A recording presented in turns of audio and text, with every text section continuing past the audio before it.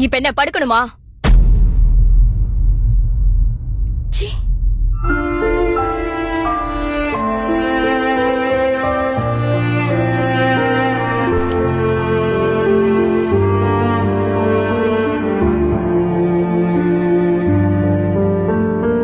வேலைக்கு போக வக்கமா சரியில்ல.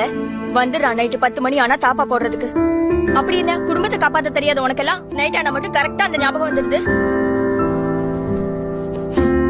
உன்னை நம்பி வந்ததுக்கு தெருவுல பிச்சை எடுக்கிறவன கல்யாணம் பண்ணியிருந்தா கூட நிம்மதியா இருந்திருப்பேன். அன்னைக்கு எங்க வீட்டுல சொன்ன மாப்பிள்ளைய கல்யாணம் பண்ணியிருந்தா நான் இங்க வந்து நாயை விட கேவலமா கஷ்டப்பட்டிருக்க மாட்டேன்.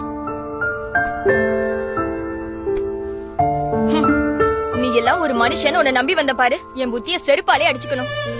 ஆக மொத்தம் என் வாழ்க்கைய நானே அழிச்சுக்கிட்டேன். இனிமே உன் சுண்டு விரல் என் மேல பட்டா கூட குறுந்து வந்து வாங்கி குடிச்சு செத்துருவேண்டா.